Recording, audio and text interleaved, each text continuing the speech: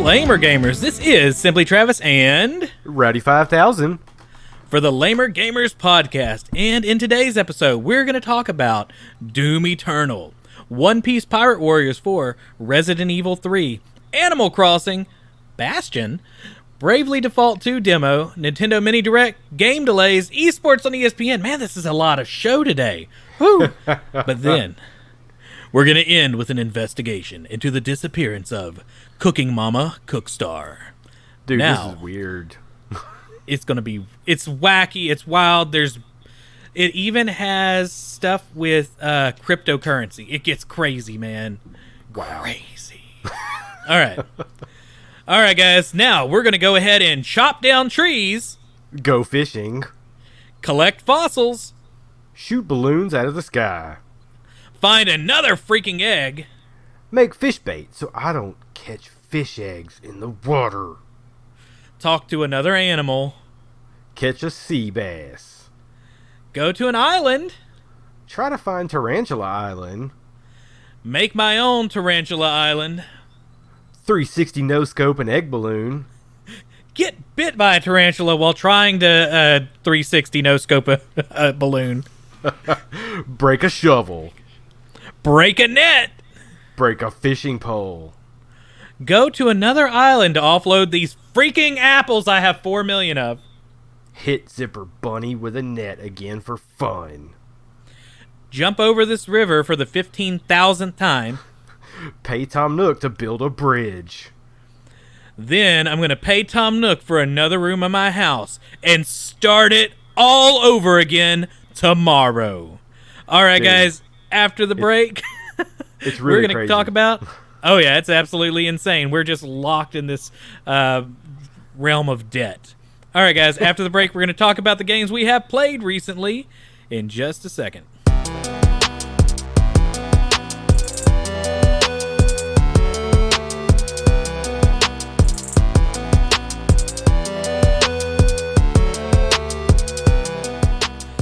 Now, before we get into the games we currently have loaded up in our console cannons, if you like the stuff we do here on the show, make sure to check out @LamerGamerCast on Twitter, @LamerGamersPodcast on Instagram, and throw a review down on Apple Podcast or Podchaser. And just real quick, if you put down a review on Podchaser, I think before April 15th, they are giving a quarter to Meals on Wheels COVID-19 response for every review that's put down. And if we reply to it, to a review of us, they'll give an extra quarter. So, go give us a review on Podchaser, guys. We would really appreciate it, and it would be helping out. That's pretty awesome, man. I didn't know that. Oh, yeah, it's really cool. We've had a couple people add some reviews, and of course, we are still rated at 5 stars. So, if you're listening and you want to mess that up for us, go put a 1-star review down. At least it'll help charity. All right. Okay, guys, so I'm going to go ahead and throw it over to Mr. 5000, who, you've played some games recently, man. Yeah, man, but I'm probably going to have to start hitting my backlog soon. But it's time. Let me start off here with Doom Eternal. Now, I've already talked about playing Doom Eternal on a podcast, and it just wasn't getting my full attention. I kept going back and forth between it and Animal Crossing, and just the games are so similar, and it was all blending together for me. So I sat down and I gave Doom Eternal my full attention, and let me just tell you, this game is awesome. Did you kill Tom Nook? Yes. Okay. Isabel was on my shoulder with using the flamethrower. Yeah, it's insane. But yeah, no, the game is really great, man. The level design is awesome. The sound design, I mean, just when you like stab some monster, when you rip them into, you know what you're ripping because of the sounds. And you know this because you're not a serial killer, but because you're a paramedic, right? That is the disclaimer we have to put. Yes. I've actually seen a really funny video about how the Doom sound designers made a lot of that stuff. And let's just say it involves a lot of raw meat and soup. Mm. Sounds like what they feed to the tigers in Tiger King, except it's all from Walmart and rotten. Oh man. But yeah, so Doom Eternal, man. It's really fun. I'm playing it on super easy mode. I forget what it's called. It's like I'm a baby, please don't hurt me mode or something like that. And it's still hard. Yeah, and I'd actually texted Rowdy saying, "Man, I'm thinking about Doom Eternal." And he's like, "Man, it's tough." I mean, you should totally get it, man. I'm still really thinking about getting it because, right now I'm teaching from home, and it's pretty low on stress right now. So I kind of want to play these crazy games. I know you're like in the complete opposite end of the spectrum right now because you're dealing directly with all the craziness going on in the world. Oh, it's not fun. Yeah. But no, so the soundtrack for Doom Eternal is amazing, man. Mick Gordon, the guy who did the music, I actually watched a lot of videos of him, like while he was writing the music and then things that he did for different scenes in the game. He actually put together a metal choir, if that makes sense. So he used a lot of singers from metal bands around the Austin, Texas area, and then like I saw people I recognized. Well, not like personally, but like people from bands. This is really selling me on the game, by the way. So when the music starts, like this dude, like he recorded with an 8-string guitar. So I don't know, like 8-string guitars are super heavy. They record super low. And you could just chug away on them. And when the music kicks up, like when you're in the middle of a battle, that music starts kicking, man. And it is just, I can't describe how amazing it is. But you really get into this groove to where it's almost like you're killing in beat. God, that sounds weird out of context. No, I mean, the music is pumping the adrenaline. I mean, if you think before you go into a fight, or, I mean, even like playing football or some sort of sport like that, beforehand you play music and you kind of want to go with the action. I mean, it's like putting on, a heavy metal track or a fast rap track whenever you're about to go do something fun and crazy and punchy. And it's super crazy because once you get done with it, like once that you've killed everybody in that area, the music kind of ramps down, and then like in real life you feel yourself like calming down, like your heart rate starts to calm down, you start to breathe slower. Maybe we need a doctor's order on this game. It was funny because I sat down and I played it for like 4 hours the other night. I mean, I was just like, I have to beat this game before Resident Evil 3 comes out. By the way, I didn't beat it. Yeah. And I got to a point where I looked at my wife and I was like, I have to stop playing this because my jaw hurts. Clenching it. I wasn't grinding my teeth, but I was clenching my jaw, and just it hurt, man. Like I had to stop. Like, I love that I've never had a being game talked about that. like this on easy, too. Yes, on easy mode. I couldn't play it on anything harder than that. What I really found interesting is there's a sword in the game. I haven't made it there yet. Okay. I've just seen things, and the art style looks so cool, and I want to go visit this place. Dude, the art style is amazing, and they put a lot of detail into dismembering enemies. So, like, if I use the shotgun and I blast an enemy in the leg, they're gonna have chunks of their leg missing. Delightful. And it's just like they get more. There's more and more gore as you like wail away on these characters, and they have what's called the glory kills, which is when you damage an enemy enough to do one of the glory kills. You hit your right stick, and you basically rush in and. One enemy, I broke their arm, and then it was sticking out of the skin. So then I grabbed their arm and I shoved the sharp end of the bone into their head. Did you immediately say stop hitting yourself? That would have been awesome. But Okay, yeah, no. So so this game is just meant to be gory and disgusting, and it's awesome. it's a symphony of violence, is what you're saying. A cacophony of gore.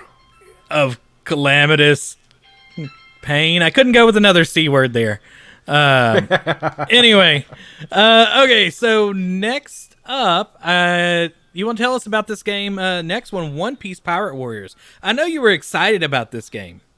Oh, dude, I love all of the Warriors games, but the Dynasty Warriors games, they start getting real repetitive because, I mean, you can only tell you can only tell a story so many times about it's based off of the Three Kingdoms of China.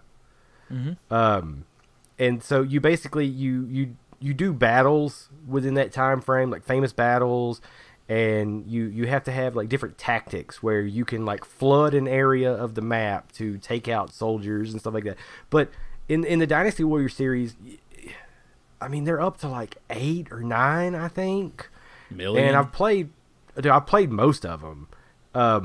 So then when they started branching out and doing the other Warriors games, like Fire Emblem Warriors, Hyrule Warriors, they did, like years ago, they did Gundam Warriors, which was really awesome. And I actually didn't hear about One Piece Pirate Warriors until they did Part 3. I think I got that in like a Humble Bundle, and it was really hard to control with a controller, and that is not a game that I want to play with mouse and keyboard. So when I found out One Piece Pirate Warriors 4 was coming out, I was like, I have to get this. So then, what system am I going to get it on? I'm going to get it on Switch, man. I take it with me everywhere. Yeah. It doesn't have to be like really high graphics because it's already cartoony, but this game, within the first level, you don't kill people. You knock them out in this game. So I knocked out over 1,500 enemies like within the first level. And then, of course, it's based off of the One Piece anime, so it's really over the top, just ridiculous amounts of funniness, I guess you could call it. I really, really enjoy it. Now, the problem is, if you don't like Dynasty Warriors games, you're not going to like this game. But to me, super fun, man. And it actually starts at the beginning of the One Piece anime, which is good because there's over 800 episodes, and I'm only about 200 episodes in. But it's super fun. I really dig it, man. So I'm going to hop into the Bravely Default 2 demo, which just released with the Nintendo Mini Direct. Have you played that yet? I've downloaded it and I started it the other day, but something came up and I had to quit. So I've only gotten into some of the story. So there's one thing that just popped out of my head as soon as I turned it on. It has some of the most aggressive audio in a game that I've heard. Like, everything is at 10. The music is just insanely fast-paced for no reason. And everyone just kind of yells.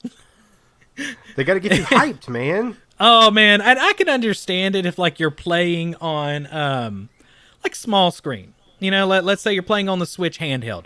It'd be great for that because you can hear everything. But when you have a surround sound system and, you know, the first place they throw you in is like in a water area, like half the town is submerged in water, and you hear water all around you. And but it's just like super loud and it's on a loop, and you can tell it's on a loop, man. And then the music's like just the whole time in your ears. It was too much. I hope they kind of toned down a little bit of the aggressiveness in it. And also, the demo is not really giving you any of the story. It's giving you kind of a idea of how the gameplay is in the job system, which is really cool. Like, it's essentially multi-classing if you're a Dungeons and Dragons nerd. All the characters can multi-class. You can choose whatever you want, really. And that was a pretty cool little system. And as you level up, you get special skills built on your job and stuff like that. How do you dig the Brave and Default system? So the Brave and Default system I actually kind of like. There was another game that I played. Maybe it was It wasn't Bravely Default. Octopath Traveler had a similar system to it, didn't it? Maybe. I don't Yeah. remember. I never got the first Bravely Default, but I do like that kind of concept of just going all out and then hanging back, or vice versa, and hanging back and then just destroying an enemy. The enemies can do it back to you, so it has this kind of fun play of when do you let loose and when do you kind of hang out and chill. But I don't know, it was pretty cool. I didn't really have any. In the first game, by the, I don't think I beat it, but I was near the end, and I got so powerful that I would basically take and use two of my characters to attack and kind of heal everybody, while two of my strongest characters were defaulting, so that I could build up the brave points, and then I could just use both of them to use all their brave points and just annihilate people. It was unfair, man. And I did kind of notice that too. Like I would use a couple characters and just catch everybody on fire or something like that, and then basically have my attackers just go all out aggressive and then keep a healer to where they're not using the default stuff. And it worked pretty well. There's some interesting potential for, I guess, figuring out how you're going to approach a fight. Now, I was a little uncertain with the UI, like who goes next. It doesn't do a very good job of showing that. Now, as far as the art style goes, if you haven't seen it yet, the overworld it's kind of like this weird mix of hand-drawn styles and various filters similar to Octopath Traveler, where you have blur and stuff like that. And the characters are very chibi-esque, with the big heads and little arms, but they have fingers, unlike some of the other chibi characters. So it's an interesting mix. I kind of wish they strayed away from the chibi art style for the characters, personally, because I like all the hand-drawn art in this game is really good looking. Like, oh yeah, man. Yeah. The first game, I was amazed at how good everything looked. And I mean, it's not the best graphics ever, but it's the art style. And you don't, well, I mean, I know I talk about art style a lot in games, but you will never see me like freak out over the way stuff's drawn and stuff. Oh, I will. You know, personally. But yeah, that game just looked awesome, the way they combined everything. If you liked Octopath Traveler, you're going to like Bravely Default. Oh yeah, and like I said, it's a good-looking game in just overall. Now, it's definitely, and I could be wrong with the demo because it's not really telling us the story, but man, it looks like it's full of tropes. I mean, already you're just blasted by the audio of a drunk Irishman in the show. Oh yeah, I'm going to get the beer. And me being, Texas, Scottish, Irish, I'm just thinking, I'm really not bothered by it, but I just, you can tell they're going to be using a lot of stereotypes and tropes in this game. Oh yeah. But otherwise, I mean, it looks good. I'm probably going to get it when it releases. It's not out yet, is it? I know there's a demo, but I still think it's got a ways to go. I don't even know if they have a release date for it yet. I know it's this year, but it's probably going to get delayed. As long as they tone down the audio, because otherwise I'm going to have to play it handheld or with headphones on, because my wife will start throwing things at me. Well, that's every JRPG, though. That is true. Plus, the Switch isn't built for great audio, man. That's one thing I don't like about it. Like, it sounds great in handheld mode, but yeah, I would never play some JRPGs on the Switch with surround sound. On my TV, it's fine. Just running stereo speakers, but no, I would never run 5.1, 7.1. It's technically uncompressed sound. It's that LPCM stuff, but you're right. I think a lot of people don't know how to mix game audio for the Switch. It probably should be compressed. Yeah. They need to tone it back a couple notches. All right, next up, you played the Resident Evil 3 remake. How was that? Yeah, man.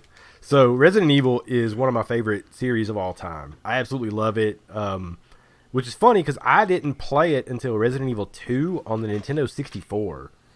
But Resident Evil 2, it was amazing. They did the Resident Evil 2 remake, and I couldn't believe it, man. I was blown away when they announced it at E3. And then, so there were the rumors that while they were working on the 2 remake, they were also working on the 3 remake. And that was true. Not fake Which is news. cool because the original Resident Evil 3 was, I think it was supposed to be either like an add-on or like a side story of Resident Evil 2, because they happened at the same time. But then they liked the way that it was going so much they made it its own game. So and I want to say that came out like a year after Resident Evil 2, just because they were working on them at the same time back in, I don't know, 97, 98, sometime in there. So this Resident Evil 3 remake, let me tell you, it is awesome. If you like if you liked the original Resident Evil 3 and you like the Resident Evil 2 remake, you're going to love this. Now, one thing different about Resident Evil 2 and 3 is that Resident Evil 2 was more puzzle-based and Resident Evil 3 is more action-based. So they still do that. There's not the crazy key system that was in 2. But I mean, it's a movie, man. It plays really good. I played it on easy mode, so I started off with an assault rifle. Heck yeah. Nothing like a assault rifle to start off in Resident Evil instead of like your hands. True. But this game, I mean, it starts like right off the bat, man. The original one starts off with an explosion and you jumping through the explosion into an alleyway with a bunch of zombies behind you. So how are you going to top that? And they topped it, starting this way, because they showed what's leading up to you jumping out of an explosion into an alleyway. Oh my god, just from beginning to end, it was amazing. A lot of they do some stuff out of order from the original one, just because it makes sense. And then one thing you have to remember is that this is also takes place in 1998. So you're not going to have a lot of the stuff that you have now, a lot of the technology that you have nowadays. But it was amazing, beginning to end, super short. I've seen some complaints about that online, actually. Like, I think IGN docked the review because the game you can finish in a couple hours. And well, if they gave it a 9.0. Oh, okay. Maybe I'm thinking of the wrong place. I know I read some complaint, and it was basically people looking back at it with rose-colored glasses. You know, when you're a kid and you play a game that's real impactful, it's sometimes much shorter or not as good as it really is. And these games were meant for speed running, man. I mean, I beat it in 6.5 hours. But that was me searching every nook and cranny of this game, trying to find all the secrets. To get the best rating in the game, you have to beat it in under 2.5 hours, and there's actually an achievement for if you beat it under 2 hours. Ooh. Which it's super possible, because every time you beat the game, you I forget what the points are called, but you have like this point system, and then you could buy stuff in a store, which you can't use real world money to buy this stuff. You have to earn it in game. So you could buy items from in the game where you start the game with it. So like Jill, the character you play as, Jill Valentine, she's always known for her lock-picking skills in the games. Look up audio from Resident Evil 1 and how bad it is, and you're going to find stuff talking about her lock-picking skills. It's awful. So you get a lockpick at one point in the game. Well, if you beat it and you build up enough points, you can get the lockpick right off the bat. And that cuts down on a lot of time in the game. You could eventually unlock like an unlimited assault rifle, an unlimited rocket launcher, or stuff like that. But super fun. If you enjoy the Resident Evil series, you're going to enjoy this. Go buy it. You may be a little upset if you spend $60 in a game and beat it in 6.5 hours. but I super enjoyed it, and I'm gonna play it again. So now, let's hope Speed run it. Capcom. Let's hope that Capcom sees how good these Resident Evil remakes are, and they remake the Dino Crisis series next. Yes. I've heard a lot of people really want Dino Crisis. I don't know if they're Oh, joking. dude. Dino Crisis was awesome, man. Like, Dino Crisis was Resident Evil, but with dinosaurs. Heck yeah. I mean, it was the exact same controls. So like Jurassic the Park. inventory system. Yeah. Jurassic Evil. Resident Jurassic Park. Evil. Yes. 12. Oh, yeah. It's good. Right. Go get it. Okay, so I'm going to try to do these two games quicker before we get to our big game that we both played, Animal Crossing. So I have been playing Divinity Original Sin 2, and I just wanted to drop in and complain.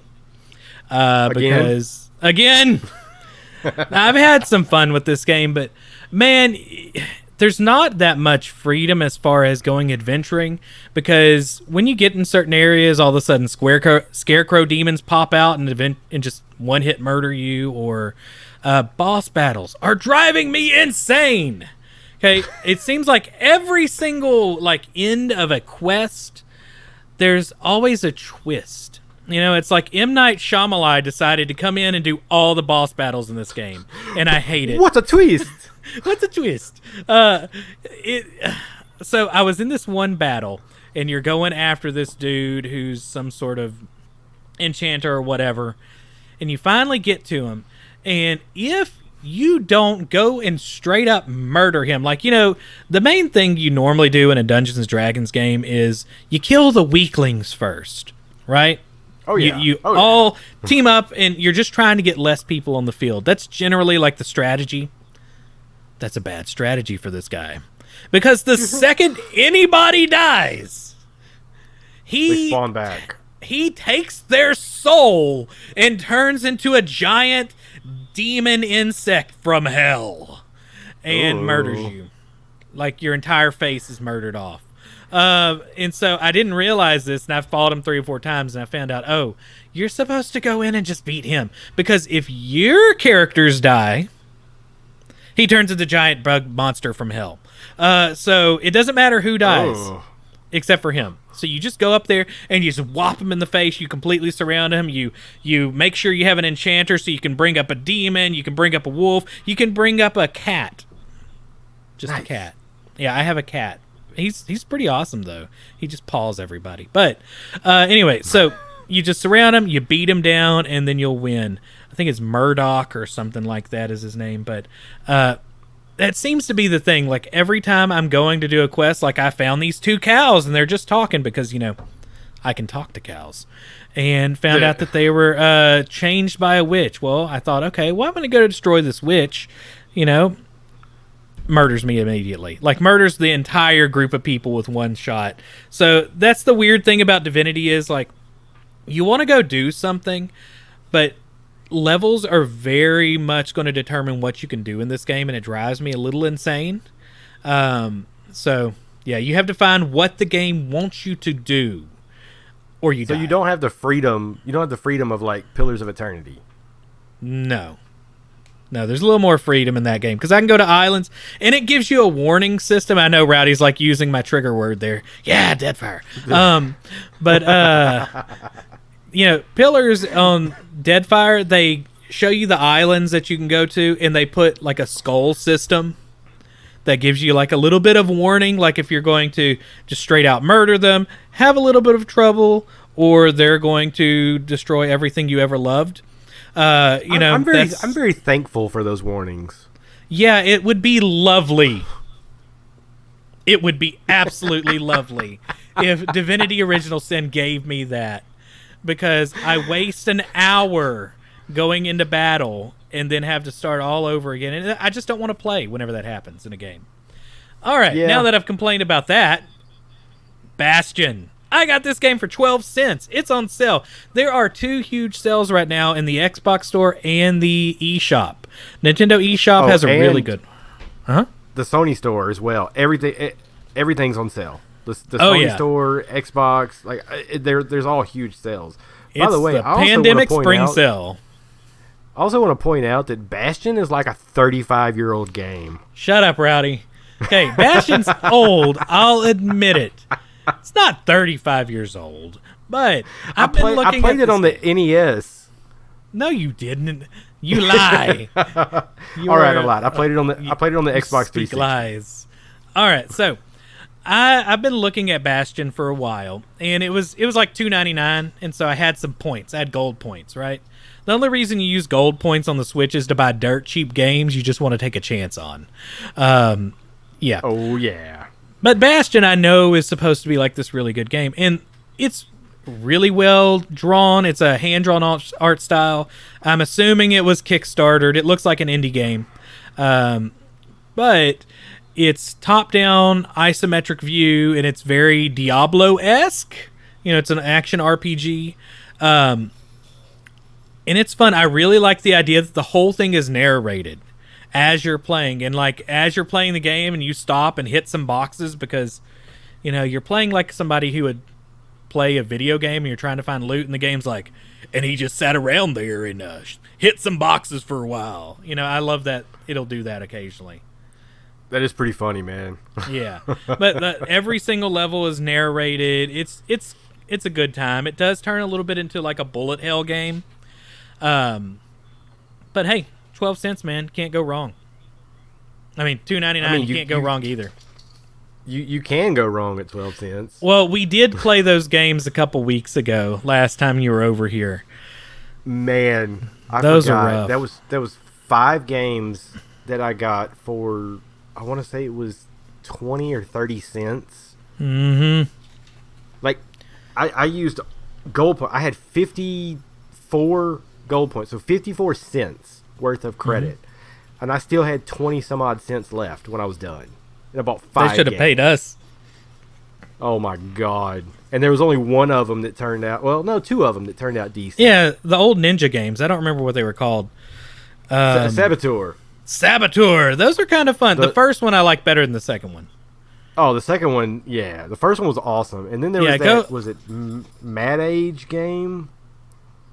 Yeah, like that was pretty good. Bomberman type thing. Yeah, go look up Saboteur if you ever get a chance. It's like based off of old PC, like before hard drive PCs.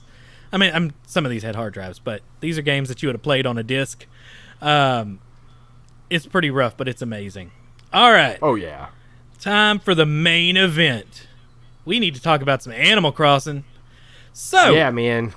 This is going to be kind of like our Animal Crossing impressions with a little bit of a rant at the end. So, how are you liking Animal Crossing compared to previous editions? Like gameplay-wise. I really dig it. The improvements that they made and the things that they kept were perfect. Yes. I thought that I was going to hate the system where tools break. I actually dig it. Literally. And then it breaks after you dig too much. Hey! But no, they kept just the perfect amount of the... Oh, sorry. They kept just the perfect amount of the old games and mixed in just the right amount of new stuff. It controls great. I like the tool wheel that you could pull up to change to your tools instead of having to switch. That is very nice. Oh, dude, that's awesome. Yeah. I like that you can upgrade your storage space, like your pocket storage. The wardrobe system is really awesome. Hey, my dogs love the game, apparently. They're barking about it. Yeah. But yeah, man, I really dig it. It looks really good. I mean, I compared, I pulled up images of the GameCube version from 2001, 2002 compared to this, and yeah, it looks like real life compared to the old one. Man, what else? It's just it's all around. It's a well-rounded, fun game, man. And I will say there's I like the progression in this game. It's a lot nicer. I know we talked about that a little bit in the previous episode whenever we just kind of got our first taste of it. But the progression is really well done. It is a little bit lame being player number 2 because you don't really progress it. but that's okay. I have somebody that does it all for me, and she leaves me presents all the time. It's pretty awesome. My wife's cool. Nice. Next, I like being able to go to islands. That's really nice if you need to get supplies. It's not too hard to do. But the Nook Miles daily, like the extra rewards you get, that actually keeps me coming back daily. Is like I do those 5 things, and then half the time I stop then. I'm almost at 60,000 miles. Nice. I'm honestly not playing that much. Like I'm playing once a day most of the time. Yeah. Yeah, I just busy. Okay, but next thing, graphics, man. I'm actually really impressed with what they did with the graphics in this game. There are a lot of little textural effects. There's nice water shine on different places. Everything looks really good in this game compared to previous versions. And have you ever looked at the old Nintendo 64 versions? Do you remember GameCube those? versions. Oh, I'm sorry, GameCube. Oh, no, there was. I actually recently pulled up canceled Nintendo 64 video where they had all these games that were canceled for like the 64 DD and all this stuff. And there actually was Animal Crossing footage for the Nintendo 64 that looked awful. But yeah, no. Comparing the GameCube version to this, I mean, it's night and day, man. I mean, just the water effects and stuff. Oh man. So when you change the camera angles, the one where you're more zoomed out, I didn't realize it, but that's the original camera angle from the original Animal Crossing one. Yeah. Yeah, it's really well done, and a lot of people are complaining. I saw somebody that was, fanboy console war stuff, and they're showing like the big game from each system, and they're trying to show like, Bleeding Edge, and then they're showing Last of Us, and then they show Animal Crossing. Like, that's a problem, and that people should be ashamed of Nintendo's graphics usage. Like, man, Animal Crossing looks good. Man, get out of here. Get out of here.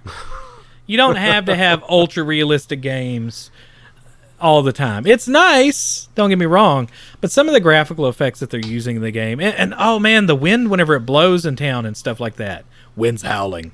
Dude. So what's stuff. funny? Me and my wife both have Switches, and so one of us will be playing on the TV, one of us will be playing handheld, and then we'll hear the wind when there's a balloon flying over, and we'll both look at each other and be like, "Is that your town or my town?" Yeah. Oh man, and there's so many balloons right now, but we'll talk about that in a minute. Speaking of that, sound. I really like that there are new songs. Is it every hour? Yes. So that's actually something they brought over from the 3DS from a New long Leaf time version. Ago. Yeah. So what's crazy is when you're first playing the game, it's the same acoustic guitar riff over and over again. It's over and over again. Yoshi's Island So Yoshi's flashbacks. Ah!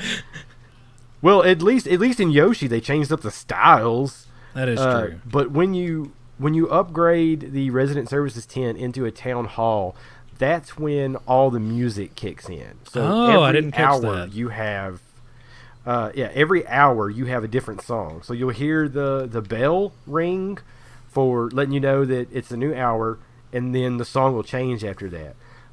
Some of the songs I really enjoy. I will not play the game between 5 and 6 because 5 and 6 p.m. or a.m. PM, my bad. PM, okay. So my favorite song I'm tired of that song. It's either the one I think it's the one at 2 a.m. because I seem to play this game at 2 a.m. 1 to 2. Oh, I'm sorry. My wife corrected me. 1 a.m. to 2 a.m. Nice. That's the best song. If you happen to be up at 1 a.m., go listen to it. It's the best. It's the best. But yeah, I really like the sound choices in this game. Quick question. Are you like me and my wife, and do you close your eyes while fishing? No. Try it. And just listen. No, I did back in the day, but me and my wife were playing a lot at the same time. Mm-hmm. So Oh, and it I have doesn't to matter see because it. you have two of them. Gotcha. Yeah. So I have to see it because I will hear her game and something going on there. Also, another trick to catching fish, they will only bite at your hook 5 times. If they haven't bitten by the 4th one, they will bite on the 5th one. Number 5's a bite. Remember that. Okay, so I just like I have to clear my mind whenever I'm doing it. Zen so that fish. I count. If I'm thinking of anything else, I'm going to hit the button too early.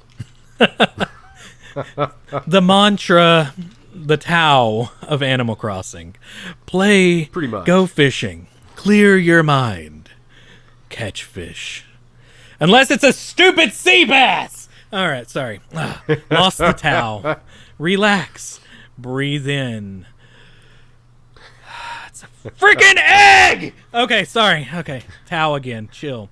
Okay, I'm back. Sorry. Let's talk about... Let's talk about the funosity of Animal Crossing. Do you think this game is fun? Or Super is it fun. a drag? Okay. So, even though it has menial tasks and you're being lorded over by Tom Nook, there's still fun to be had in this dystopia.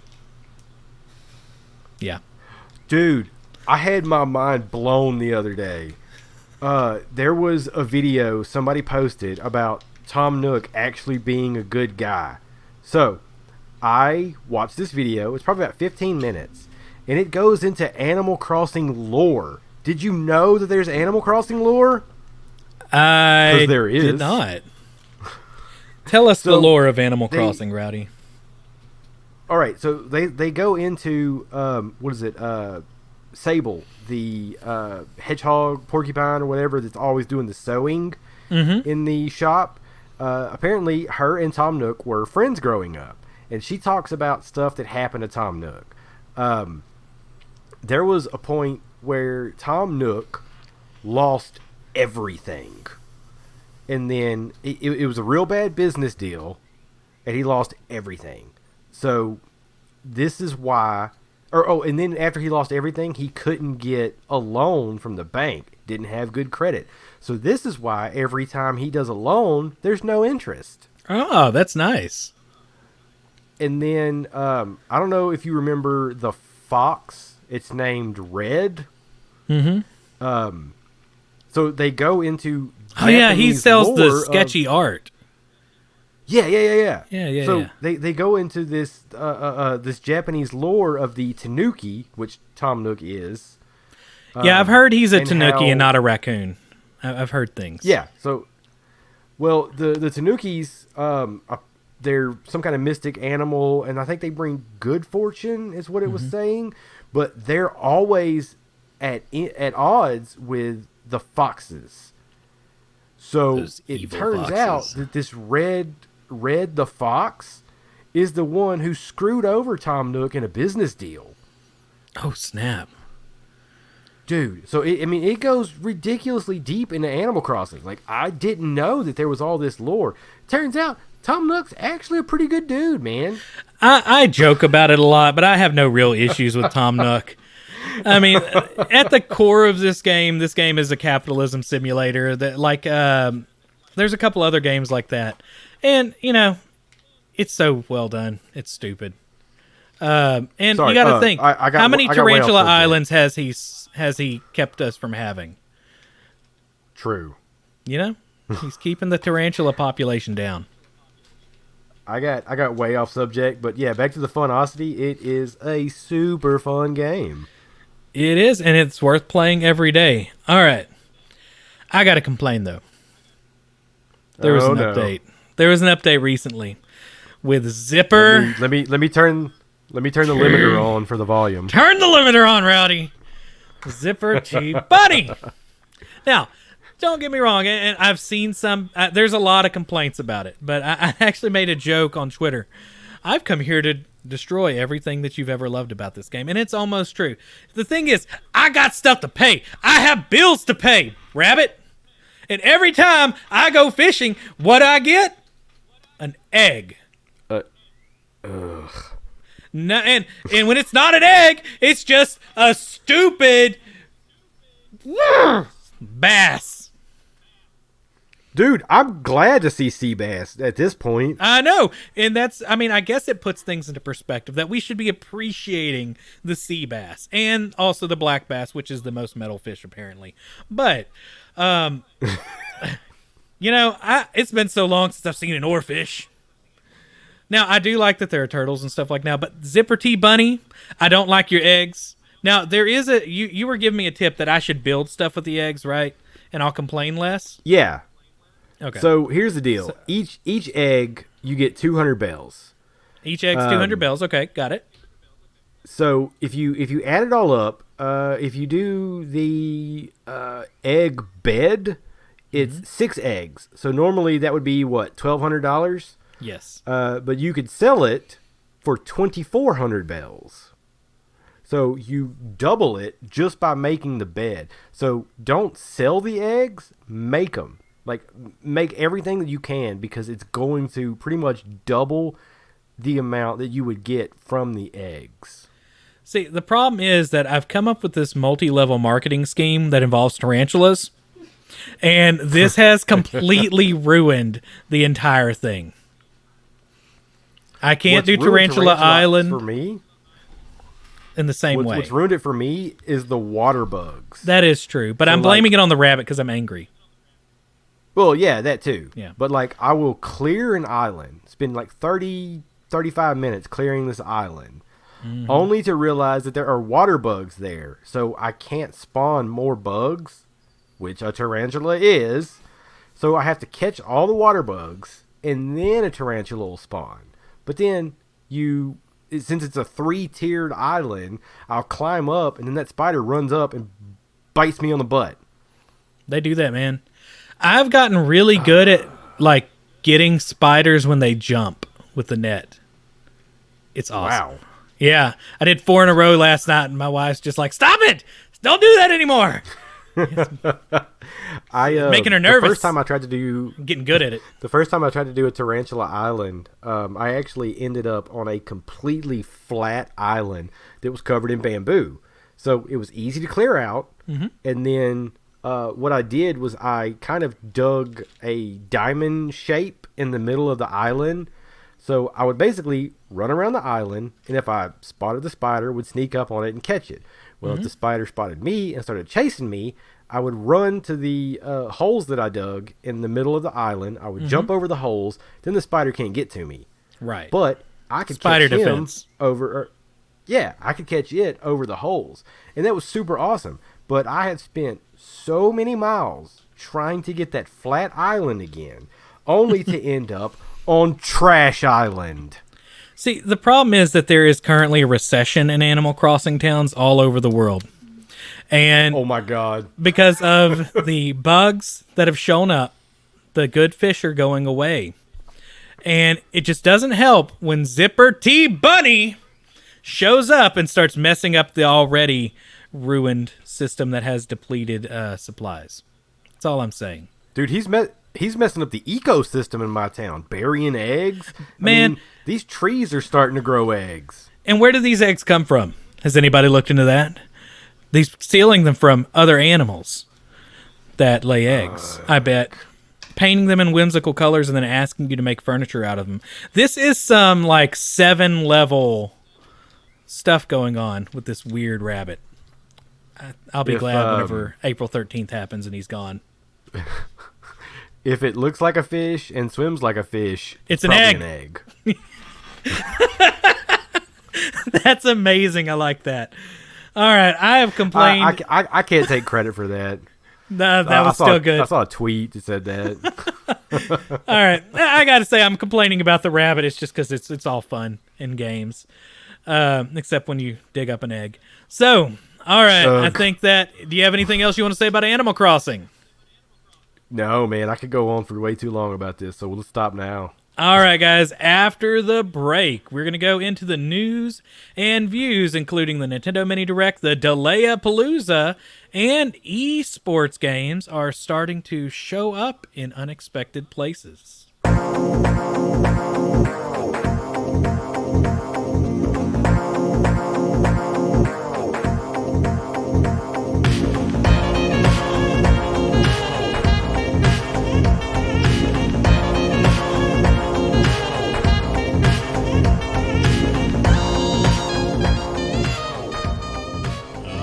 right, guys, before we get started with the news, I want to give a shout out to our friends over at parallaxmedia.one.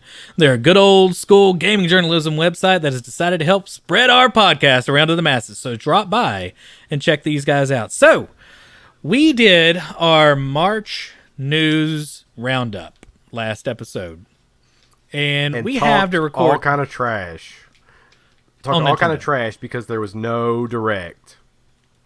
And some people are saying that this didn't count as a direct. It was just a mini. I'm sorry, this had a lot of stuff in it. They really didn't need to call it a mini direct. You know? But the mini direct had a lot of cool stuff that was in it. So we're going to go ahead and tell you what happened. First up, they announced at the Nintendo Mini Direct Animal Crossing season events, including the stupid rabbit we just talked about. Ugh. Yeah, just make sure your Switch is doing updates, and there will be special events that are going to come up at all sorts of times this year, and hopefully there won't be eggs involved. Next up, the game I'm really excited about, a remake, Xenoblade Chronicles Definitive Edition, coming out on May 29th, and it looks awesome. I'm ready to hear Rowdy play this game, because he never played number one.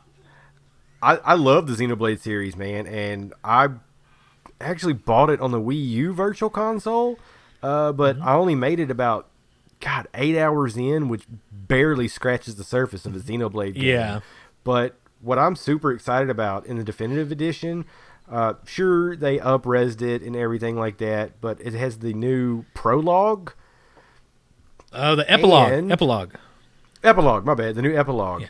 And they re-recorded a lot of the music, and I know I've talked about it a lot on past games. The Xenoblade music is absolutely epic, except for 1 or 2 tracks per game. Yeah, I think they redid 90 tracks for this game. It was something crazy like that. Man, Monolith Soft is one of these companies that can put out they put out quantity. Like, they can do these massive worlds, all this music, but it's always high quality stuff. Like, it's really insane. Man. And, I actually found out that Monolith Soft helped develop some parts of Animal Crossing. They've helped develop parts of Zelda. I mean, they're everywhere nowadays, and I am so glad that Nintendo saw what these guys were doing and brought them in. Now, one thing is the game is going to be running on a more Xenoblade Chronicles 2 style system or engine. So the characters are no longer polygon based. I mean, they still are, but they're more of a cel shaded anime style to look closer to what you'd see from Smash Brothers. Also, I was super excited. I've already hit the pre-order button on the special edition. Oh my gosh! There's a special edition, Rowdy. Hey, did you know there's a special edition, Rowdy? So yeah, no, I'm getting it digital. Oh yeah, no, I'm getting it shipped to me. It says it's going to be a couple days late, so I'm going to hear you play the game before me. But it has an art book, and I have the art book from Xenoblade Chronicles 2 and Xenoblade Chronicles X, so it's going to complete it for me because I could never get one of the Japanese Xenoblade Chronicles 1 art books. I'm super excited. Nerd. Yeah. Now, the European edition is much better. I think it comes with like a freaking vinyl record and poster. It's ridiculous. I don't know exactly what's all in it, but it makes me sad and I don't want to look at it. You should order the European version. Yeah, but that takes work. Anyway, so you were saying that there's an epilogue in the game for those of us that have beaten it. I'm pretty excited about that. You can actually play the epilogue without beating the game. Okay. So I'm probably not going to do that. I think I'm going to play the whole game, and then I'll probably get like stuck after a little while and then get really antsy and want to play the epilogue. That's how I'm assuming it's going to happen. Like, I really want to get back into the core of the game so I remember everything before I do an epilogue. But I know what's going to happen. I'm going to get like 60 hours into the game, and it's just going to be like looking at me. Hey, Travis, come play the epilogue. You know you want to. That's only halfway through the game. I know. I think it took me 130 hours the first time. So, yeah. I don't finish mini games, as y'all know by now. unless it's a game that's going to take you about 90 hours to beat it, and then I just get completely engrossed in it. And Xenoblade Chronicles is one of those games that'll do it. Yeah. All right. Okay, so that's Xenoblade. Next up in the news, Smash Brothers is going to have an ARMS character added to it in the characters DLC. Ugh. This is stupid, and I hate it. Why? I loved ARMS. No, this is dumb. They should have done this a long time ago. Give us some good characters. I thought you were about to say, give us some more Fire Emblem characters, and I was going to jump through this Skype's call and come after you. No, we need more Fire Emblem sword wielders. No, please no. I'm super excited about this. You didn't play much ARMS. You never bought it, did you? No, I played it, but then I just gave it to my nephew. Okay. I played a whole heck of a lot of ARMS. I used to play with a lot of people, and I only play with motion controls because those of y'all that are playing with controllers are cheaters. So I really want... I'm wondering who they're going to put because they're announcing it like, oh, we don't know who it's actually going to be. Who do you think it would be? Stupid face McButthead. Okay. Well, I don't think it's going to be that character, Rowdy. But I think they're either going to put Mummy, just like as a heavy character, or there's so many people that are into, I think it's Twintel, the girl with the hair braids. Yeah. So she was all over the internet for a while. So I think that's going to be one of those two. I really think they should use the main character, but who knows? Anyway, use the slime dude. They could. That would be fun, like a weird character. I like the slime one, man. And he makes great noises, and stuff like that. All right. Next up, Ring Fit Adventure now has a rhythm game. Have you played it yet? No, I need to get back into it. Yeah, same here. The rhythm game looks pretty fun. I want to try it. It looks a little bit like Beat Saber, but with hip thrusts. Yeah. So that's about how I imagine it. Next up is just kind of a list of games that were announced. Rowdy, let me know if you know any of these games or have anything you want to say about them.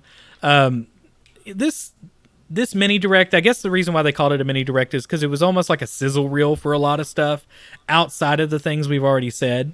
So the first one is Good Job, coming on March 26th. I don't really remember what that game is about.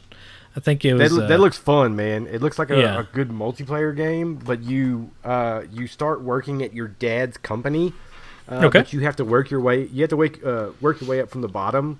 So you have to do all these little menial tasks. But what's crazy is you could go about stuff different ways. So I saw one part where a copier broke in one room, and they really needed that copier. No, it was a projector. They really needed the projector for the meeting. So you have to go and get this other projector. So you could go and grab it, and then you could, walk through all the doorways, and it's really clumsy controls. Mm-hmm. So you could walk through the hallways and everything, or you could launch that thing through all the walls directly at the office. This is school tech support simulator is what it sounds like. We really need this copy machine or this. Oh, poor tech support guys. All right, next up is Panzer Dragoon remake, and you were saying it wasn't so hot. Man, I like the original Panzer Dragoon, but I mean it's not really a game that needed to be remade. I don't know if it's like an actual remake or if it's just like an HD version. Oh, it says remake. Yeah. I don't know. I may pick it up since it's a remake, but it got like a 6.0. So the reviews are kind of down the middle. I don't know. Maybe if it goes on sale, I might pick it up. Yeah, I'm sure it will at some point. Be fun. Yeah. Next up, they had some different Star Wars games for the Switch coming out. Star Wars Jedi Knight Jedi Academy. I haven't played it. this one's been out for a minute on other systems. Yeah, it looks old. Apparently there's crossplay, and people who play it on PC are absolutely wrecking everybody playing it on Switch. Well, that's what you do on a game with crossplay. I know Rocket League, whenever they did crossplay with the PC and everybody else, like if you saw Switch anywhere on your team, you're dead. Like nobody could play Rocket League when it first came out on the Switch. Next up, Bravely Default 2. Oh, it just says 2020. Okay, so it's going to at some point. Then there was a collection of XCOM 2 was in the collection. XCOM is a kind of turn-based CRPG strategy type game.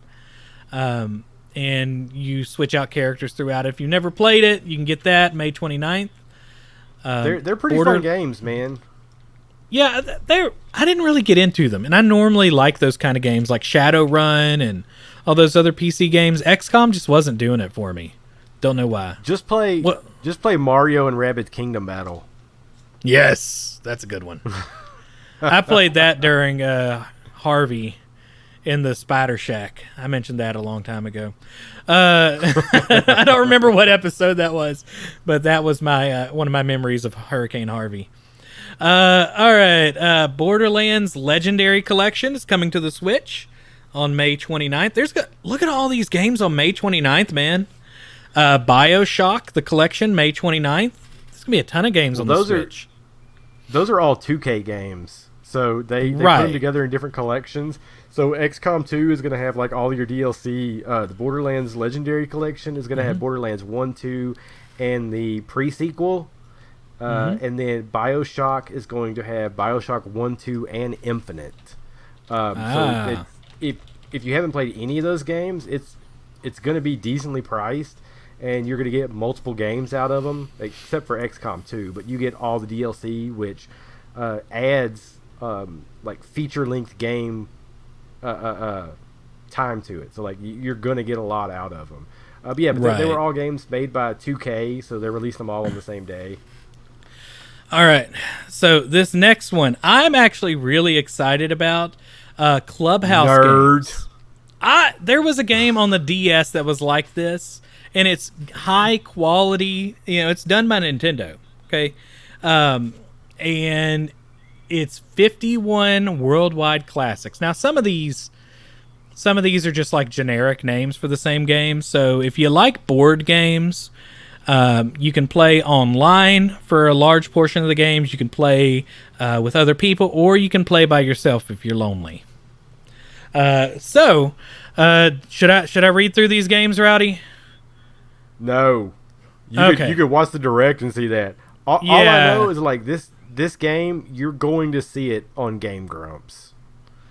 Yeah, I'm buying this game. It is happening. It's going to happen. I'm pretty excited about it. All right, next up, Burnout Paradise Remastered 2020 is coming out. That's going to be awesome. I got it for free, I think, on the Xbox, or for dirt cheap on the Xbox One. Burnout's a good game, man. I want a new one. Oh, yeah. Burnout's a racing game that's arcade, and it's based on trying to get really close to getting in a wreck, and you get boosts. It's great. Well, I mean, you get points for wrecking, too, and how bad your wreck is. That is true. All right, I don't remember what Fuser was. Yeah, me neither. King's Bounty 2 is coming out in 2020. It's a real-time strategy game, I believe. Ninjala is basically Bleeding Edge by Nintendo and a little cutesier. I'm kind of excited about it. Yeah, it's free to play. You get to be ninjas and go around and smack people in arena battles. I don't understand the correlation between ninjas and bubblegum. Well, Rowdy, you should. I don't either. Next one, Catherine Full Body. I don't know what that game was, and it looked like some sort of weird novel-style game. I don't know. It's like a cult classic novel, like puzzle type game. A lot of people really dig it and have been buying up all of these new versions of it and stuff. Like they've added in like new characters, new levels and stuff like that. I'm out, but I was about to say, well, apparently I insulted somebody and I don't care. I'm just grumpy at this point. Next up, Star Wars Episode 1 Racer. If you played that game way back in the day. That was Nintendo 64. Like pod racing, man. I never really played it. Saints Row 4 re-elected, even though they just had another Saints Row thing recently. Oh, that's what it is. It came out already. March 27th. Trials of Mana. I saw somebody was playing the Trials of Mana demo. I haven't played it yet, so I'll have to check that out. There's a demo?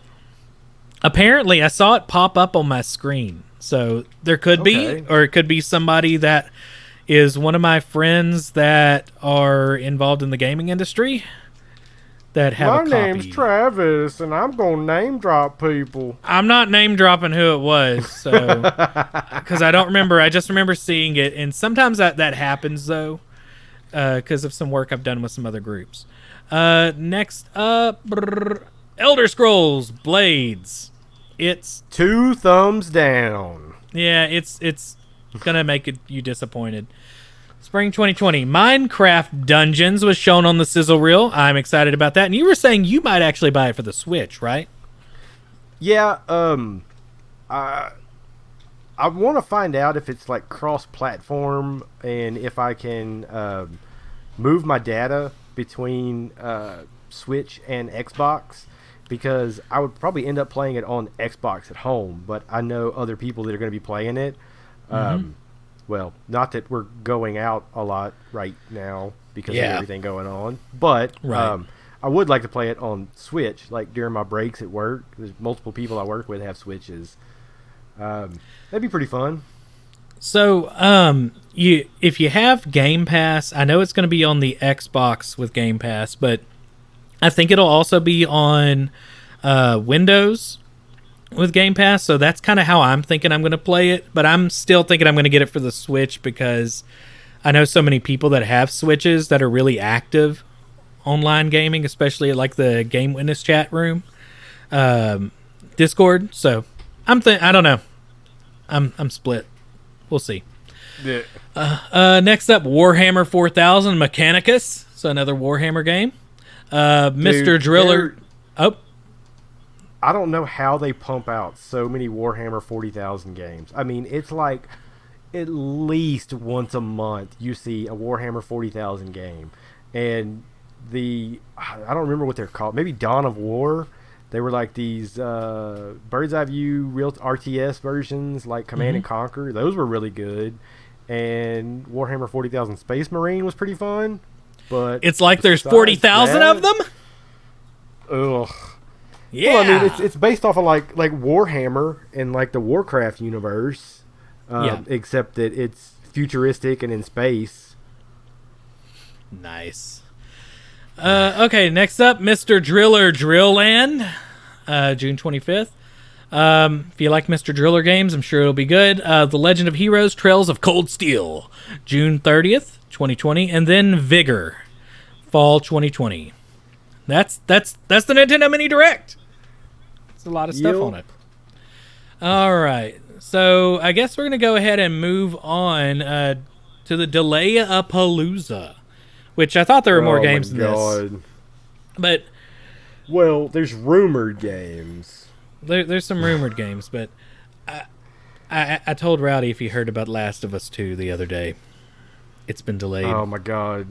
I'm going to vomit.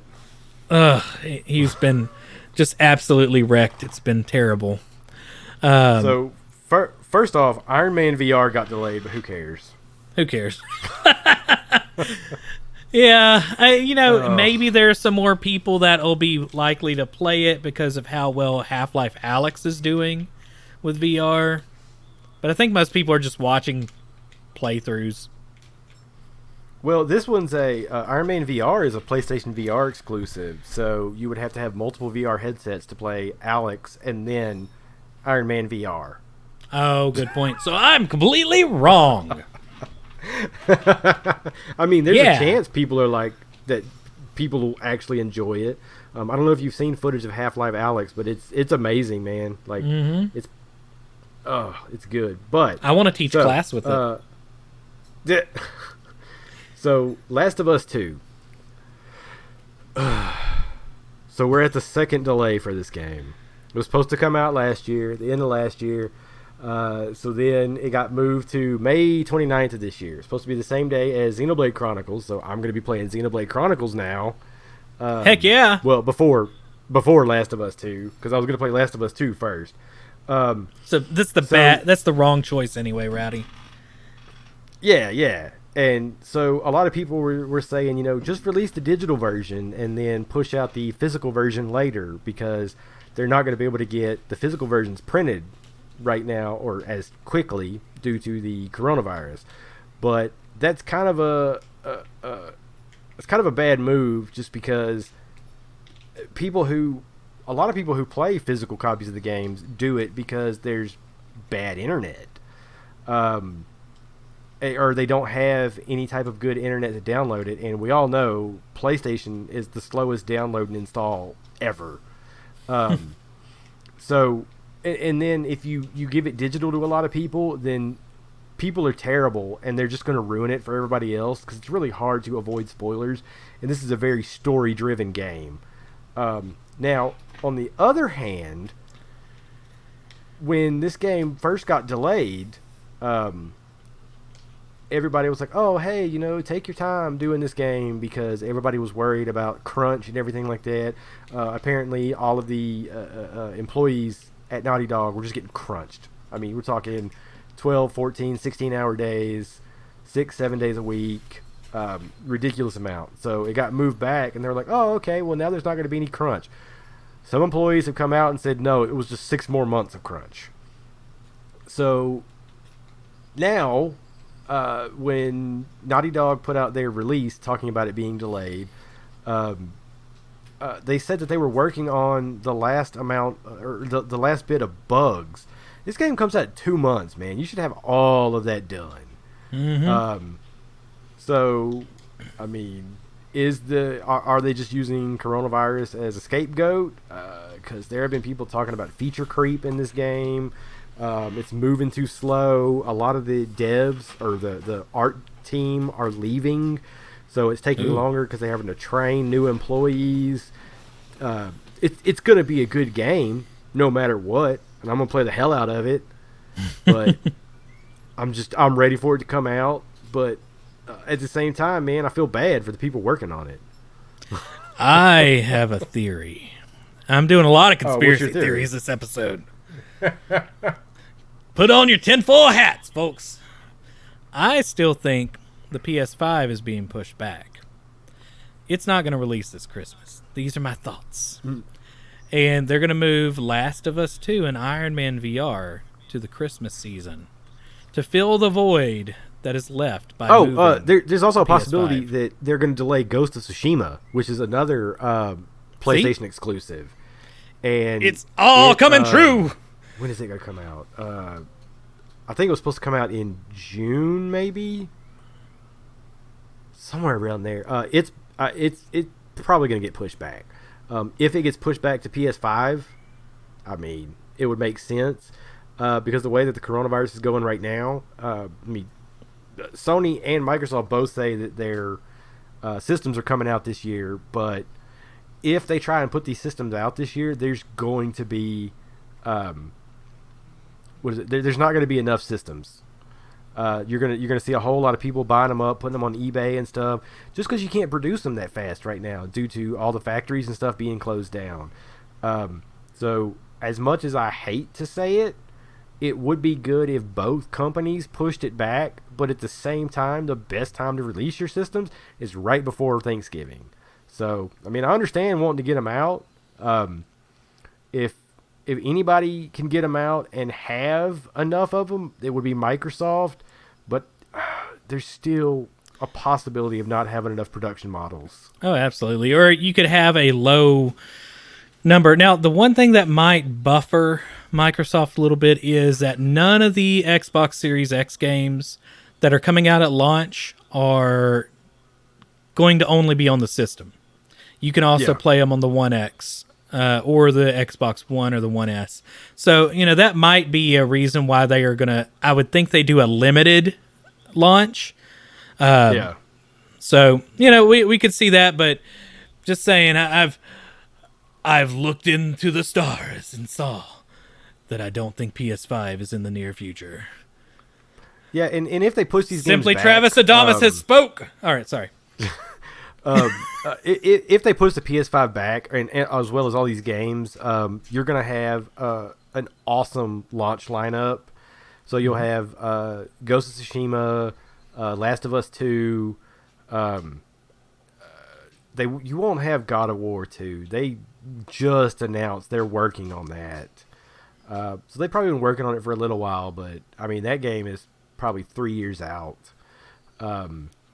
Maybe like some Sly Cooper or something like that to bring back some old platformer for PlayStation. But yeah, man, everything's getting delayed. All right, guys, and next up is ESPN is having a little bit of shakeup right now.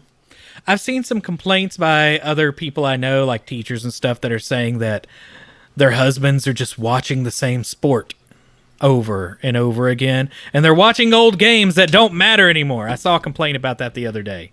So there's nobody playing sports right now. NBA and all of them have canceled. And did you see the thing with the player from the NBA, the first one to get coronavirus?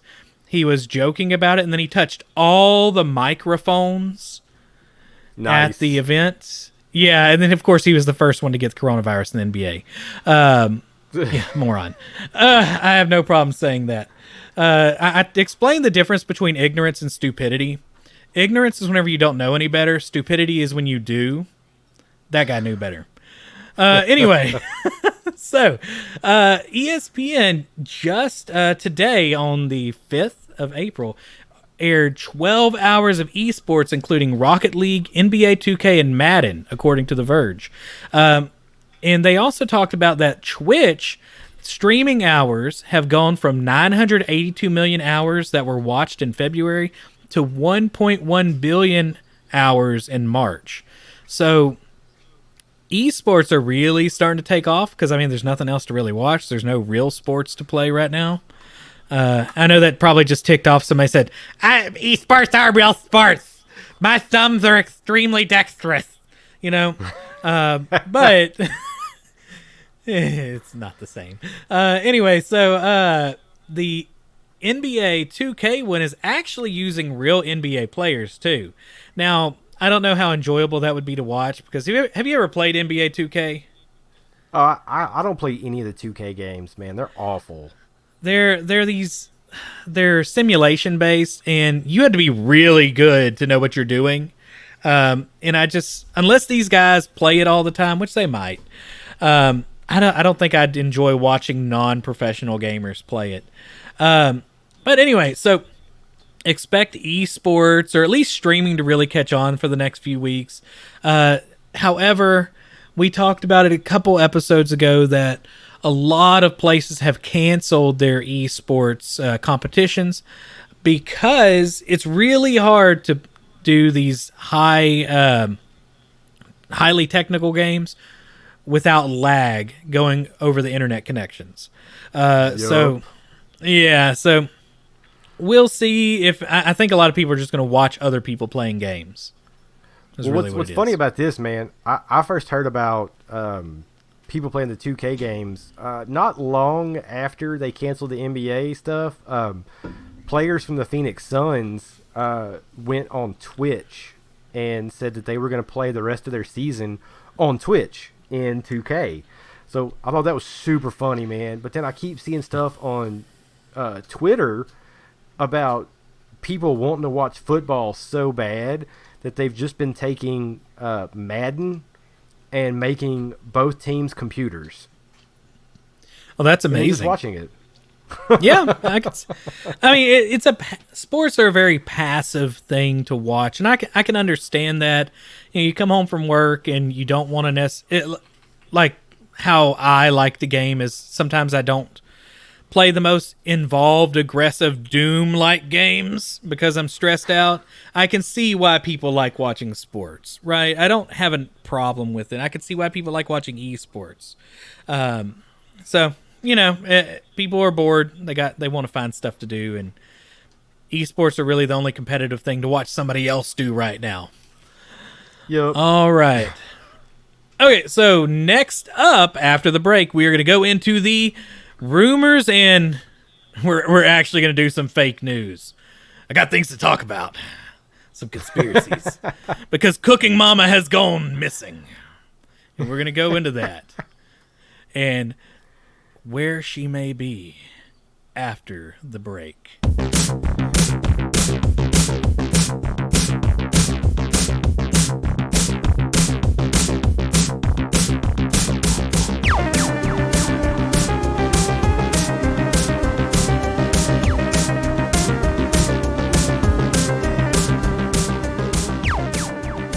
Alright guys, before we start diving into the fake news of the week, don't forget that you can tell your friends to check us out on Spotify, iTunes, www.lamergamers.com, or wherever you cast your pods, now including, drumroll please,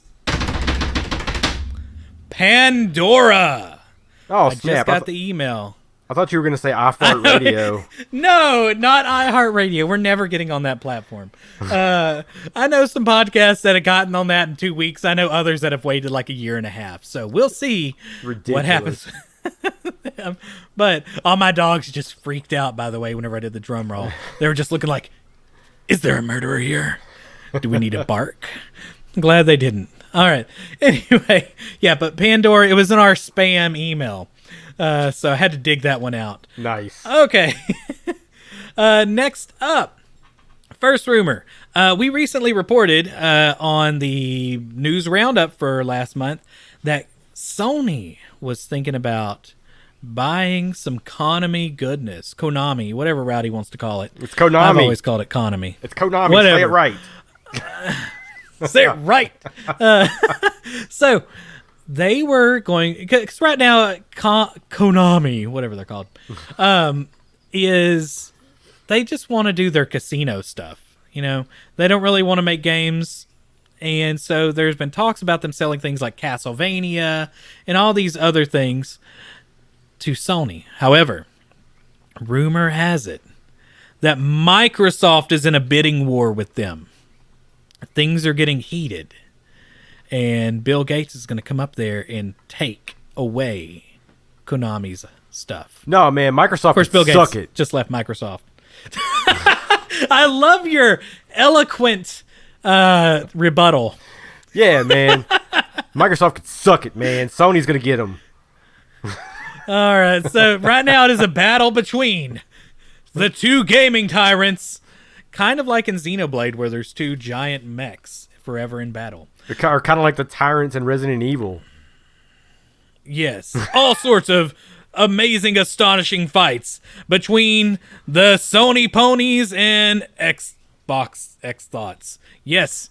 Anyway, so that's coming up. That should be interesting to see who wins, or if it's completely fake news. What do you think? Is this real? Do you think this is real? It's probably all fake news. I mean, even the part about Sony just trying to license some of the deals. But we'll see, man. They're picking up steam because people want this to happen. Absolutely. So I don't know, man. This may just be everybody, including us, blowing it out of proportion. But Microsoft could still suck it. Well, next rumor, or possibly fake news. I'm going to let you talk about this one, but Nintendo can't be left out. No, of course not. Nintendo needs some love, needs some rumors. So we all know what's going on. We all know they love doing their Wii U ports over to Switch. Just because, oh man, absolutely. Well, there were a bunch of good games on the Switch. I mean, Wii U. Yeah. And all 12 of us that owned one bought them. Oh yeah. But there needs to be more. Yeah. So Super Mario 3D World is possibly getting a Switch port, which it needs. I'm surprised it hasn't happened already. It was a really good game, man. I enjoyed it. I think me and you sat down and beat it. Is that the I think so. It's not that long of a game to beat. Is that the one with like Cat Bowser at the end? Yeah, that's the furry Mario. Yeah, okay. So we sat down and beat that. So that's going to be awesome. I think that's going to happen. I know it's just a rumor, but I mean I'm just surprised it hasn't It happened makes yet. sense. So another big rumor involving Mario. Oh, by the way, this is also the 35th anniversary of Mario. Yes, and that brings some legitimacy to these rumors. Yes, Some. yes. So Yeah. they're talking about possibly people have lumped it together as a Super Mario All Stars 2. And I don't know if many people out there remember the original Super Mario All Stars was. Oh, yeah. So they took the 8-bit Mario games. So Mario 1, Mario 2, Mario 3, and Mario the Lost Levels. And Which is the real Mario Brothers 2. Yes, the Mario Brothers 2 outside of America. from Japan, because they said America was not going to be able to play such a hard game. So they reskinned the game Doki Doki Panic as a Mario game, and that's what we got for Mario 2. But they got an up-res, a remaster from 8 bits to 16 bits for the Super Nintendo. So this possible new Super Mario All-Stars would include the 3D platformers. So Mario 64, Mario Sunshine, as well as Galaxy 1 and 2. I would pre-order and buy the crap out of these. I would be all over this game. I'm still having a hard time believing this can exist, to be honest. But I want it to happen. Yes. I want it to be real. Oh, As man. the conspiracy stuff in this episode goes further, like the poster that's hanging up on Mulder's wall in X-Files. I want to believe. I don't get that joke. Good. You never watched X-Files? What is wrong with you, No, man? man. X-Files was so good. All right. So, and I've heard there's been a couple different variations of this rumor to where they are completely remastering the games, like Mario 64 and Sunshine and all that stuff. That would be awesome. I don't know if that's true. It would be great to see maybe some higher resolution textures, just in general higher resolution. Throw me this thing at 1080p, I'll be happy. All those games are good. There's nothing wrong with them. I want to play Sunshine again Yeah. so bad. Oh my god, man. Me too. And I know not a lot of people really like Sunshine for whatever reason, but I thought that game was awesome. Man, I went through my the box that I have all my GameCube stuff in to see if I had it here a while back. And I guess I turned that game into GameStop. I don't know why. But after, Man, we all make bad decisions. Man, after I moved aside, my Donkey Konga bongos and my Resident Evil 3 games that were put on GameCube, I found that I did not have it. I still have bongos hanging out in this house somewhere. Oh, yeah, man. Donkey Konga was awesome. I don't care what anybody says. All right. Well, we're about to move on. Is it that time? It's that time. Next, on Lamer Gamers, we take a look at a disappearance. She was just minding her business preparing food. Lots of food. Even vegan dishes this time. People say they saw Cooking Mama Cookstar for a few fleeting moments. But then things changed. At first, people thought it was a glitch. That Cooking Mama disappeared, but after 48 hours, there may be more to this disappearance than meets the eye. So, we're going to talk about the disappearance of Cooking Mama on this episode of the Lamer Gamers Detective Squad. Alright guys, so we're going to talk about Cooking Mama Cookstar. So, this game has disappeared recently. There was a physical launch, but it's very hard to find. In fact, some of the copies may have been taken away. According to a Redditor, they were able to find the game at Target, but since then, copies have disappeared. Now, Amazon has turned into a veritable black market for Cooking Mama Cookstar. But even those stores have dried up after unscrupulous third-party vendors have completely disappeared. Such as the store Your Cooking Mama. Now, you can find reviews at Your Cooking Mama on their service, but the storefront has... dun dun dun! Disappeared completely. So, there are currently 2 third-party bestsellers. Fulfillment Solutions Wholesalers LLC and The Best Only sell these games. With an arrival date, though, between April 9th all the way to April 27th. Something's really wrong. Do you have any thoughts on what could be wrong, Rowdy? Because I have some theories. Or do you think this is all just made up? This is a Mandela effect right here. I don't remember what that means. Okay, Nelson Mandela. No. So it's like how, as a society, we remember something one way, but it didn't happen that way. Like how there was that this is movie, real. How there was that movie Shazam, starring Sinbad. You remember that movie? Mm-hmm. No, you don't, because it was called Kazam, and it had Shaquille O'Neal in it. Oh, snap. Okay. You remember? So, do you remember the Bernstein or the Bernstein Bears? I do. No, they were called the Bernstein Bears. Whatever. Yeah, it's a Mandela effect, dude. This game never came out. This game did come out, Rowdy. We remember it coming out, but it didn't come out. No, it came out. All right, so I'm going to break down some theories that I have. All right, we're going to start with the most unlikely. These probably didn't happen. Absolutely never could have happened that there was a game-breaking bug in there. If you hear somebody say that, it's hogwash. Don't listen to them. They're not telling you the truth. Next up, there could be an exploit into the Nintendo Switch's innards, allowing homebrew hackers to crack the Switch. Now, we've seen this in the past, where Nintendo had to take away 3DS games and Wii games. I think there was one about a ninja cookie or something like that from way back in the day. And they had to make them disappear in the middle of the night. All lies. All lies. Okay. The more likely scenario that I found online is they've gone vegan because their entire marketing team has become animals. Or maybe they didn't want PETA to make another game about them. That could be it partially, but most likely they're all animals. Now, I have reason to believe this. Okay? And we got to say, though, they couldn't be animals. I mean, honestly, the marketing team sucks because even when we talked about this game last month, we had issues reading the previews for Cooking Mama because it said that Switch was an exclusive, but then there was a PS4 version launching also in April. It was really confusing. I don't know what you're talking about. We never talked about this game. Rowdy!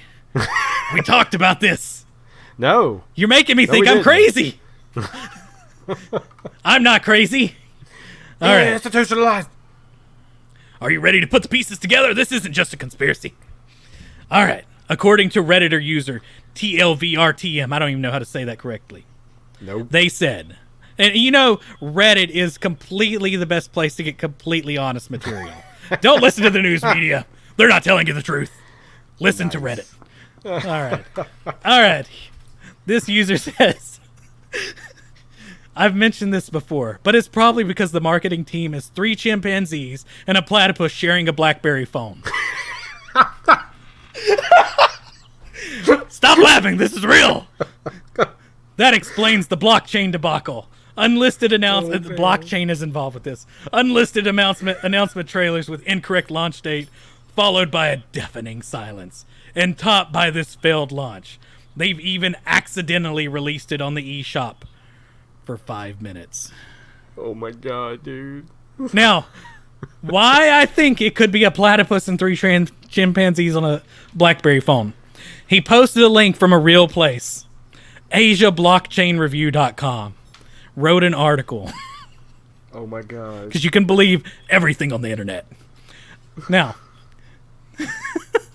Nintendo Switch has announced that later this year, and this is from this article, I'm just going to read it and comment on it. And you can make any comments you want, Rowdy. Okay. You who are trying to keep us down. Nintendo Switch has announced that later this year, the company will be releasing a reboot of Cooking Mama under the title Cooking Mama Coming Home. See, it's the wrong game. With new features like vegetarian cooking mode and the use of blockchain technology. Now, this gets weird for 2 reasons. Okay, so Cooking Mama got PETA went crazy. I mean, PETA's always going crazy, but they went crazy on Cooking Mama and released a Cooking Mama satire game where Cooking Mama is like a bloodthirsty monster and there's just blood squirting everywhere when you play it. Yeah, so now they're saying they're vegan and vegetarian friendly. So they that's one thing. But this game is using blockchain technology. If you don't know anything about blockchain, it does relate to cryptocurrency. Why the heck do we have a game using cryptocurrency? Well, blockchain is basically like an encryption concept that makes it to where it's extremely hard to break into what you're doing online or anything like that. All right. According to a report by Stuff.tv, Cooking Mama is reportedly one of the 3 games in Planet Digital's portfolio to be funded with digital preferred shells. Now, this was released in August of 2019 when people still cared about cryptocurrency. I'm going to tick off somebody about that. But the game's publisher revealed that unique blockchain private keys come with every copy of the game. These blockchain private keys are expected to offer rewards, enhance digital rights management, and offer an enhanced multiplayer experience with dual expression. This is Cooking Mama. What game are we talking about here? Okay, what? I don't even know what's going on at this point. So, I'm telling you, man, this platypus is making up all sorts of crazy. Anyway, so with these keys, the company is seeking to ensure that every copy of a game would be subtly different and personal to your user, creating new and innovative gameplay. Putting aspects of Cooking Mama on chain. Cooking Mama is on chain. It is not off the chain. It's not off the chain, it's on chain. Will take the user experience to a whole new level. Reinvigorate a popular game franchise that many grew up with and give investors an opportunity to make handsome returns through a digital preferred share offering, the company said. Dude, This is an article. They're taking Cooking Mama and they're making it like they're using all kind of crazy technology. They're going to turn this into like No Man's Sky Cooking Mama. Exactly. The AI in Cooking Mama is going to take over the world. That's why they had to get rid of her 5 minutes afterwards. It never came out. I don't know what you're talking about. Shut up, Rowdy. But I gotta say the most likely scenario. Cooking Mama has been kidnapped. These news articles with Yes, by Bowser. These news articles with blockchains are really just her way of telling us she's been taken away and locked in a virtual basement of some sort. She's on chain, Rowdy. She's leaking information. Now, there haven't been any official announcements since May 26th on their Twitter. The Lamer Gamers Detective Services have left a message on their Twitter asking tough questions like, Cooking Mama, have you been kidnapped? So, I'm still looking into the story. I've been camped out on the internet for days. And we're going to find out, has Cooking Mama been kidnapped? Are the platypus holding her hostage? You will find this in upcoming episodes of the Lamer Gamers Podcast Detective Agency. Oh my god, this is going to be so awesome. I can't wait. So that's all I got. I put the pieces together. I legitimately did not look at that part of the notes just so I could have genuine reactions to all of this. And this is crazier than I thought it was going to be. It got so crazy whenever I was starting to do the research for this. And if you guys can't figure out, this is complete satire and absolute bonkers. I had way too much fun with that. Yes. We have to bring out the Lamer Gamers Detective Agency in future episodes. So what do you think, Rowdy? What do you think has happened to Cooking Mama? What are your thoughts? I think it never came out, and you don't know what you're talking about. No, I don't know, man. This is not the Mandela effect. Because, wait, hang on. So, they kept saying, what was this game going to be called? Cooking Mama... Cookstar. Now, in the article, they originally announced it as something else. Yeah. That I will tell you in a second. Coming home. She's never coming home. Yeah. She's stuck there forever. I don't know, man. Yeah, this could be like a ridiculous Like maybe it wasn't supposed to come out. Maybe I don't know. I don't think it's supposed to come out till April. I think that's really what it is because it's releasing on the PS4 in April. Well, it's already And April. I'm like late April. I think it was like April 27th. But it was supposed to. It came out on March 26th for the Switch, and it was released to a couple places. I agree. I mean, I think the marketing team and the people that are actually developing and releasing the game are not talking. They're not on the same page, and it's just you can tell by they're latching on to big words like blockchain and stuff from trying to sell this game whenever it's a freaking Cooking Mama game. Yeah. Like they're not all there. They apparently got this deal by using big fancy new words. Probably use synergy whenever they were trying to talk about it, you know. So I don't think I think we'll probably see Cooking Mama show back up when the Sony launch happens. But right now, she's being held hostage. A lot of marketing departments and gaming stores are doing a lot of weird things right now. Like Square Enix was saying that they cannot stop people from releasing, or they can't stop stores from releasing Final Fantasy VII right now. Because people were talking about, hey, can you try and push this back? Because, I mean, they've already said that the physical copies are going to be delayed. So they were asking if they could push it back. But it's already been released in Australia. Like, on like March 31st or something like that. And the game's not supposed to come out until April 10th. So there's a lot of weird stuff happening with where games get released and stuff like that. I don't know, man. This is just really weird. I mean, I'm not going to play it. I'm probably not going to play it too. I know some people are trying to get copies just so, like, they're hoping this turns into a rare game. It's probably going to be released fairly soon. It's just some really bad marketing's going on. So. I just thought of a rare game. If you could find it, you should buy the Mario and Sonic 2020 Olympic Games. Oh, really? That's rare?